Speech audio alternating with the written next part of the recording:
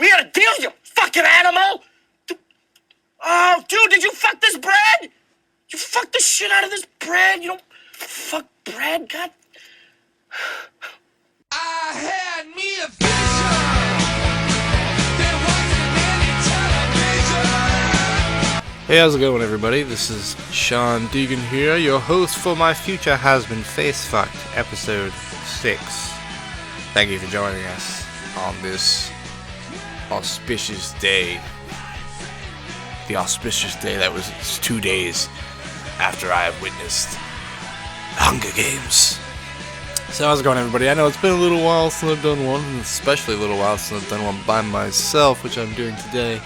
So I'm going to try to keep this rolling on as quickly as possible. Yeah. So I've seen quite a few movies in the past couple months. So I'll probably maybe briefly go over them after I review the Hunger Games. But before the Hunger Games, there were a bunch of trailers. And, like the new Breaking Dawn Part 2. Spoiler alert, everybody, Bella is a vampire because giving in to these kind of carnal desires and becoming a monster, for lack of a better word, even though I know that universe doesn't set them up as monsters per se, but that's what they are. They're monsters. Get over it. Vampires are monsters. They always have been in lore, no matter how you kind of... Are there good ones and there bad ones? Yeah, sure, I guess. You know, there's good monsters. You know, have you ever seen Monsters, Inc.? Those guys are okay. But yeah, so I was kind of surprised. I was wondering, because I know that they're marketing like the Hunger Games as being like the successor to the Twilight franchise.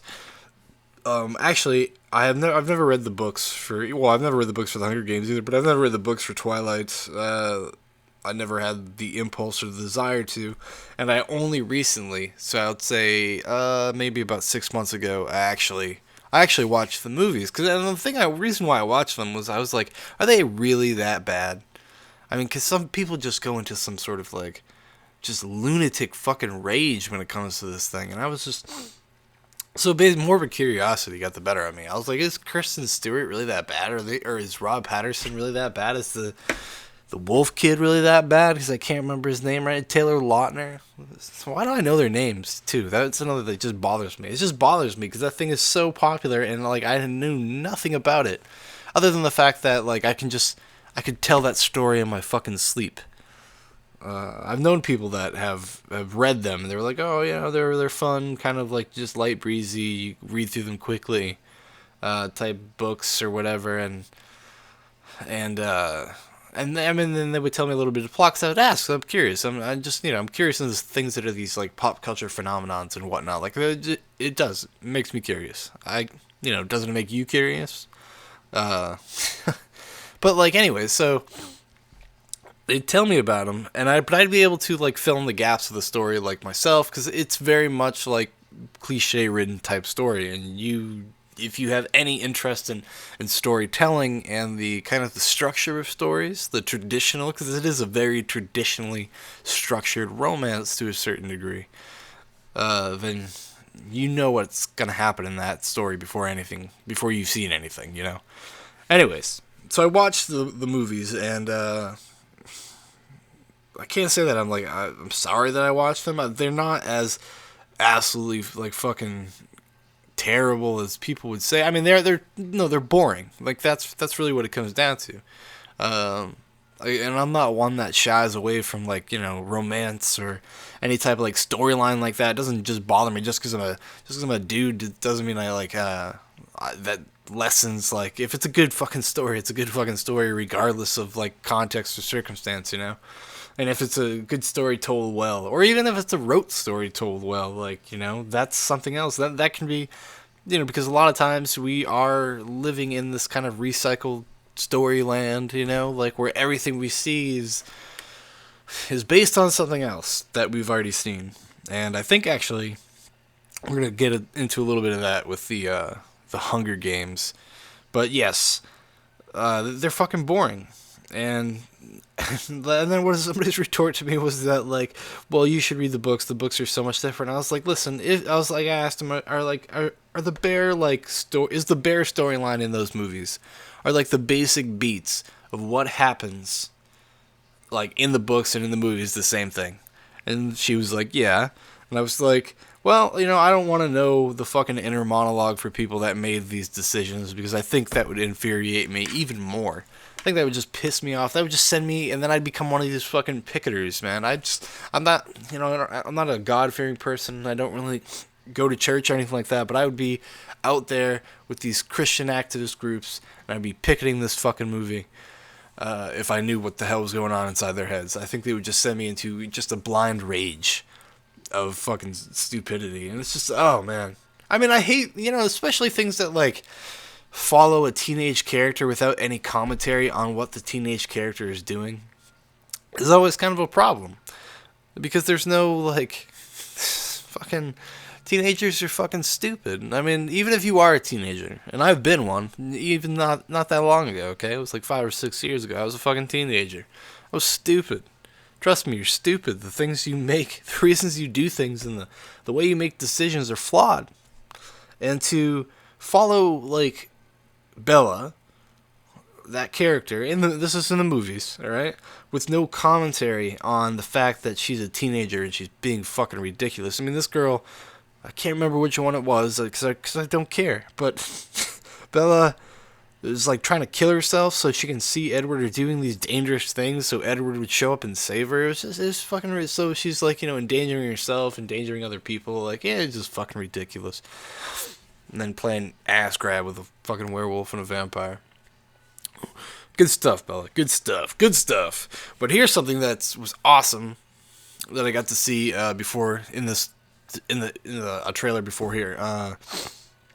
I've seen this a while. I saw this trailer online, but seeing it on the big screen, it's fucking awesome. It's got me totally amped for the movie. The trailer for Prometheus. I'm a big original Alien fan. Well, I'm a big fan of that series in general. Alien, Aliens, Alien 3, even if I'm talking about producer's cut here, I'm not talking about theatrical cut, is like okay. Alien Resurrection, style over substance, and it's okay. Like, you can watch it, I can sit through it, but like doesn't mean I have to like it, But anyways, the new trailer for Prometheus, and like the more I see of that movie, the more amped I get. Like, it's not one of those things like the more they peel away the layers, like the more I'm like, oh fuck, man, they're gonna fuck this up. Not at all, quite the opposite actually, and I cannot fucking wait. I cannot wait. That story is it's awesome, and like it deals with the space jockey. If you're an Alien fan, you know what that is. Like, deals with just like, because they say it's like a loose prequel, but I'm telling you, it looks pretty direct to me. I'm a big Alien fan, so and I'm telling you, it's a direct goddamn prequel. Direct in some respects. Like, I don't know how many years are going to be in between each, but like, it's a pretty, like, as far as like philosophy and thought and like the area and the situation, you're going to find out like what these ruins are that they find in the first Alien. They find like kind of like these ruins and kind of like basically these things that were just there to look cool and to like so the audience could like make assumptions about the universe and like infer things themselves without it really ever being explained.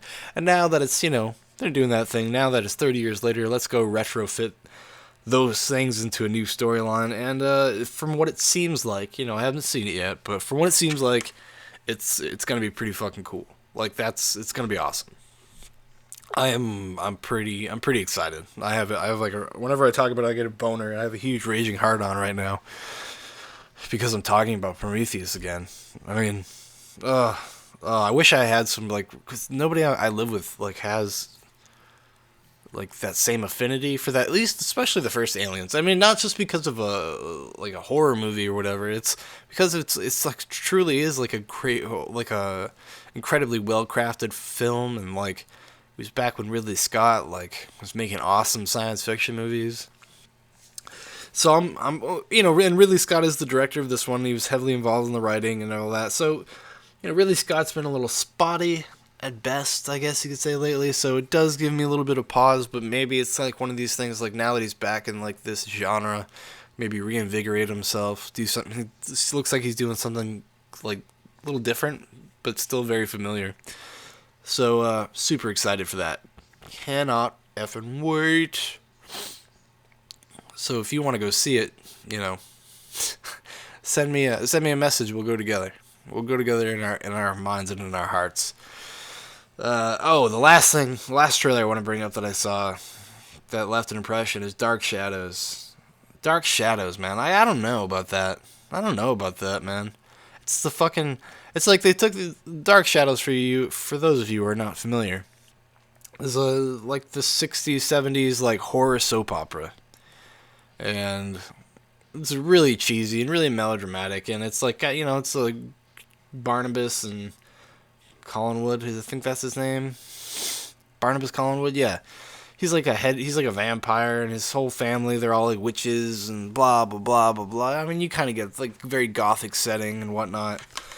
But it was contemporary. It didn't take place in like the time period like you would imagine these things would. No, it took place in contemporary 1972, and so does the movie.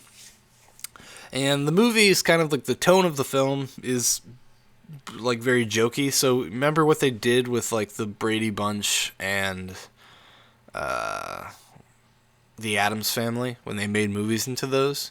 That's what they're doing here. I think they're taking this slightly more seriously than say the Brady Bunch, but even the plot is kind of similar to Addams Family Values when Fester has like his killer fiance there, the Joan Cusack plays like tries to kill him. He's trying to kill him to get all of his money or something like that because apparently he's wealthy. I don't like.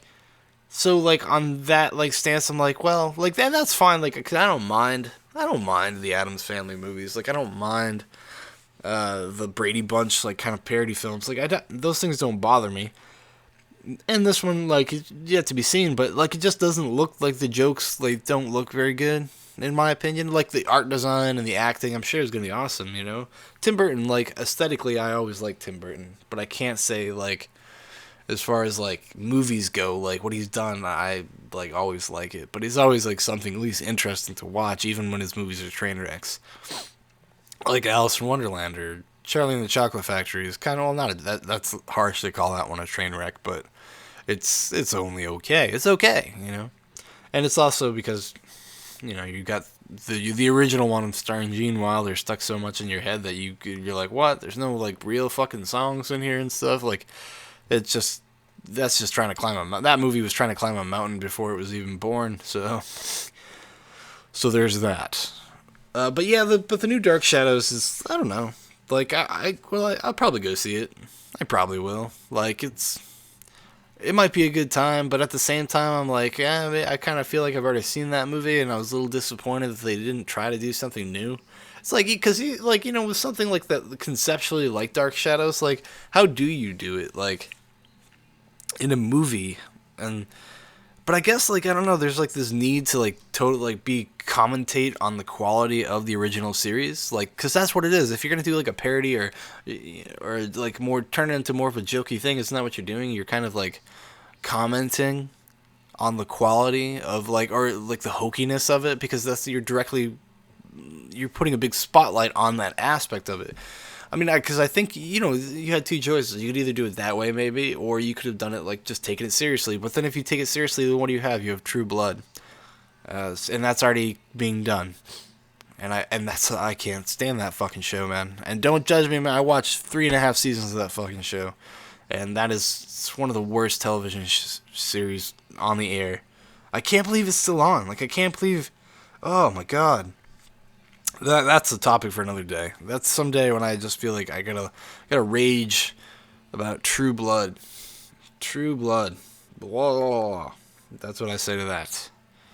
So yeah, let's just jump right into the topic of the day, the movie of the day, The Hunger Games. The Hunger Games. Now, to preface this, I have to say I have never read the books. Never have. I think it's probably, it's just don't have any, like, because when you hear the basic outline, it's like, oh, I've kind of already read books like that, and I've already seen movies like that. But the trailers like, so I never read the books, but the trailers actually kind of looked intriguing. It was cool. It'd be like it looked like, because when you describe it to somebody on its barest terms, it's battle royale. Like, in its barest essentials, that's what is going on here. The Hunger Games are BR Act A, like in the movie Battle Royale and the book Battle Royale, because that's also based on a book. And so a lot of people, like a lot of Hunger Games fans, came out and be like, oh, there are people out there, like, all in outrage, like, oh, people are out there, like, they're comparing this to Battle Royale. It's not Battle Royale. Yeah, it's got some elements of Battle Royale, blah, blah, blah. But guess what, guys? It is Battle Royale. Take away it's Battle Royale with an insane amount of padding. Like, really, and the Running Man. You throw the Running Man in there, too. Battle Royale crossed with the Running Man. Adds your kind of reality show, game show kind of aspect to it. But having said all that, it's actually not a bad movie. It's not that bad. The biggest problem I had with this movie is that it's an adult R-rated concept that they shot to be PG-13. And which is fine, because I mean, I can understand, I can follow, but it does robs the audience of some sort of like dramatic. You don't ever feel the weight of anything that happens really in the Hunger Games. Even there's like this one really like powerfully dramatic moment, and like you don't really feel the effect of it, because you feel disconnected to it, because they have to like find ways to like shoot around everything, like all the violence, but still kind of show that violent things are happening. And so their way to do it was like super close up and shake the camera a lot. And if you've seen any reviews, I'm sure you've seen somebody kind of comment about this, and that's okay. Like, it didn't bother me as much as it bothered other people. It bothered me from just like a purely like mechanical like filmmaking thing. Like, take everything back to the wide. Like, add some shadows and stuff like that. Do more quick cuts. Do more, like, reaction shots that aren't, like, shaky. Of somebody watching violence, You cut from a far wide. Somebody's about to cut somebody's head off. Then you cut to, like, a close-up of somebody's face while you watch, like, the sword, like, cross-frame. And there you go. Like, you have like a total like implication of that this person just got their head cut off, without showing any violence or blood or anything like that. Because it was definitely like, I'm sure they went into this movie gunning for a PG-13. It's a book for young adults. Yeah, but like the whole thing that starts in the beginning and stuff like that. So like there was 74 years prior to the beginning of this movie, there was some sort of like rebellion. The movie is a little muddy sometimes in how it explains things, but I'm going to do my best to just like kind of remember. So there was this rebellion because all these people are broken up into different sectors. Like, basically the poor people are broken up into different sectors, and there was this big rebellion in the capital, which is kind of like the big major, like the mecca of that society. Finally quelled the riots. And now every year, as a reminder of these people to be obedient and to be fearful, they put on this thing called the Hunger Games, where they take, I believe, 24 kids from each sector, and they make them fight in Battle Royale, basically. And the reason they let they allow a winner, why don't they just go execute 24 people every year to prove a point? It's because just as much as you want like people to be fearful of you, you also want to give them hope, because that will keep them going, that will keep them working, that'll keep them like being proactive in life. Because even if people are slaves, you need them. Like, you need them to be healthy, and like that's the bitch of that. You need them to be healthy, and not only in body but in like mind. You want people to be able to like just grasp for something, even though you think they'll never get it. But it's important to have a goal, basically. And so they get they do that, and then they end up picking the main characters, Katniss, Peeta. I'm not going to go into the specifics here. They go to the capital city, and basically what you find out is, like, that there's, all the different sectors have different ways of dealing with the Hunger Games, and they have different, like, kind of, like, approaches. Like, some kids are, like, from the day they're born, they're just born to be fucking Hunger Games contestants. They're born to be warriors, and they're trained as such, and so basically the movie's like, here's your villains. Here's your major bad guys, like, when you go out into the Hunger Games, pretty blatantly. And, I don't know. And then there's, then they go through training, and they have to find sponsors. You find out this is all very much like a reality television show.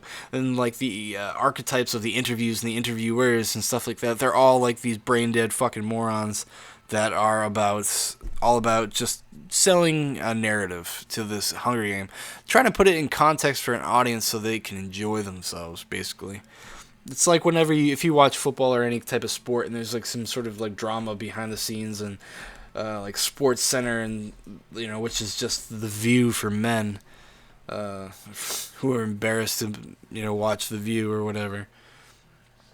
And, like, just play up the shitty fucking drama. Like, it's like, who cares? Like, that's another topic. But the cool thing about this movie, it had, like, some nice commentary about just, like, the, some of our social aspects that we have going on in the world right now, especially with reality television and the nature of being a celebrity, and, people that are famous for being famous. They're not famous because they have a skill or anything like that, and blah, blah, blah. So, like, it kind of goes into some of that territory. And then once they go into the games, the movie is... That's kind of where the movie loses you a little bit. And it's because it's just not paced incredibly well, but I think that might have to do with actually the book. From what I've heard, from what people have told me, this is actually a pretty decent, like, adaptation of the book. It's like it's very straightforward. It just cuts out, like, the things you would cut out of, like, just the inner monologue stuff, because the book isn't very long, and the movie is like 2.5 hours long, and it feels like 4 hours, to be honest. But yeah. So I think, like, all that padding stuff is in the book. The problem with the thing is, like, we can't hear the main character's, like, inner monologue. We can't hear those kind of things, so it does suck a little bit of just drama out of it, right? It's also not paced very well, just as the way they cut the film, the way they move, transition, and stuff like that. Like, it's just, some of it's like, I don't know, anytime anything remotely exciting happens, they're like, alright, let's do tons of these quick, shaky cuts, and fucking get through this as soon as possible so we can have somebody go stand in the woods. Which, I mean, that's being pretty harsh. I did actually enjoy this movie. But yeah, so overall, like, it's got some pacing problems. There's this, also another criticism that's been thrown at this movie is like, oh, the romance is really hokey, because, there's some sort of romantic thing going on with her and the other guy from District 12, Peeta, and basically, it's not real. Like, it's supposed to be hokey because the television producers are trying to create this romance, this star-crossed lovers scenario. Because what would be more, like, tragic if these two people had to kill each other, basically. Like, so it's all for that was for, like, and people that didn't pick up on that, I was kind of surprised, to be honest, because that's, like, a big theme. That's one of the big themes of this fucking movie. And just pay attention, people. I did enjoy this movie. I would recommend it to, I don't know. Wait until it gets less crazy at the theater, because this movie's going to make tons of money, though. This is actually one of the shittier fucking theater experiences of my entire life. I ended up, like, having to sit next to somebody that was just, like, just fucking, I don't know if they were talking, who the fuck they were talking to. I mean, the guy had his wife there, but, like, he'd just narrate what he would see on screen, Like, there's a scene where Katniss is pulling supplies out of her bag, and the guy would just repeat. Once, like, she would pull out a rope, so he'd say, rope. She'd pull out some fucking tuna fish. He'd be like, tuna fish. Like, it's, come on, guy. And I just fucking, oh, man. Like, and I would be like, dude. Like, are you serious? And, like, I think, like, and a couple times they heard me and they were like, okay, and they'd quiet down for like 20 minutes or so. But like sometimes I think they thought I was just being like them and talking in the theater.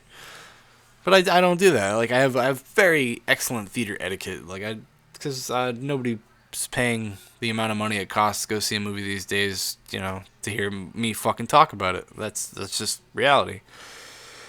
But yeah, it was okay. It was okay. I'd recommend it to. From what I understand, people who read the book really love the movie, and for people who haven't, you wouldn't like. If your friend or whatever had read the book and they want to go see it with them. You're not gonna be that disappointed. The last piece of criticism I want to address though for this is the derivative nature of the story. It's like I said before, Battle Royale and the Running Man are clearly part of. I mean, even because I went and when I got home, I Wikipedia the rest of like the plot synopsis of just the other two novels, and having seen Battle Royale and Battle Royale 2, if you've seen Battle Royale 2, which is not that great of a movie, but from a story standpoint, it is a lot like the fucking Hunger Games, and the direction that the Hunger Games goes in is a lot like Battle Royale 2. So like, and also the game show aspect is, at least inspired, had to be a little bit inspired by The Running Man, and probably a few other films that I'm just forgetting. I mean, because there's the whole social commentary, the class warfare thing, which is just like I can't stand. Because a lot of reviewers are like, "Well, here's a movie for the '99." It's like, man, like you have to bring in some fucking stupid political talking point, And that whole situation is just like fucking. Obviously, it's flavor of the week shit. Like people cared about it for like a month. Like, and they thought, well, I don't know, yeah, if we go sit in a park and fucking shit in our hands, then that'll make a difference. Yeah, let's not have a plan. Let's not get like people that can actually make a difference like down here to support us and reach out to these. No, let's just go fucking sit and basically do nothing. Like, I'm sorry. I believe in protests and I believe in all that stuff, but I also know that there has to be a point and there's a way to do it.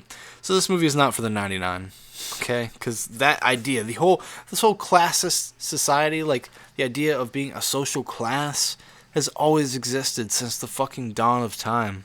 If you believe in the Bible, Cain and Abel, there you go. There's your first fucking class system.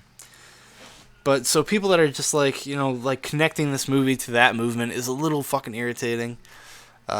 Myself, because it's just a universal theme. It's something that has always been there and always will be. And yes, the haves and the have-nots, And there's nothing wrong with just like leaving it like that. Like you don't have to like come fuck to your stupid shitty fucking cause, or not shitty cause. Like the message is solid, but like the way they went about it is fucking stupid.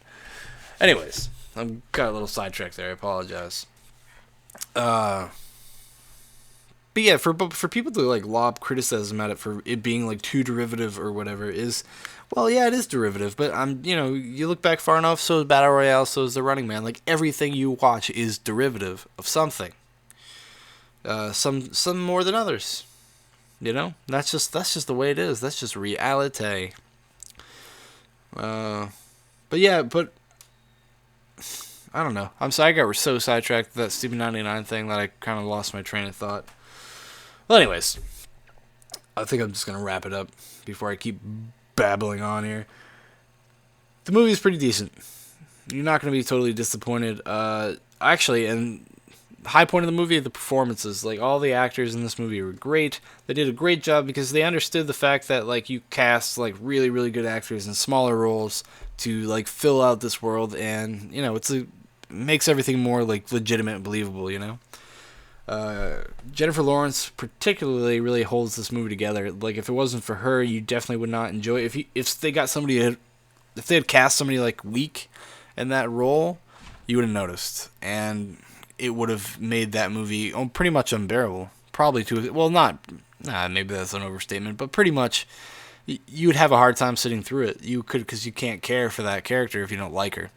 Because if you've ever seen this other movie she was in called The Winter's Bone. She plays the same character, basically. Very similar to that character that she plays in that. Very motherly, very warm, very kind of tough-nosed, responsible person. A very, very, really, really great performance. Her, even that Josh Hutcherson kid, which I kind of like know who he is, but I don't really. He was pretty good too. Everybody was good. Woody Harrelson, Elizabeth Banks, Stanley Tucci, Toby Jones, even Mr. Donald Sutherland, even Wes Bentley, the guy who's a crappy villain from Ghost Rider, and the weird kid from American Beauty. Remember those movies? Yeah, he's in this too. He's got a crazy looking beard. Yeah, that's really all I have to say about that movie, which was a lot because I think it was like 17 minutes worth of babbling. So I apologize. Anyways, yeah, I saw it. I seen it. All right, everybody. This is Shaun, and this is my future husband, Facebook. Thank you for listening, and we'll catch you again some other day.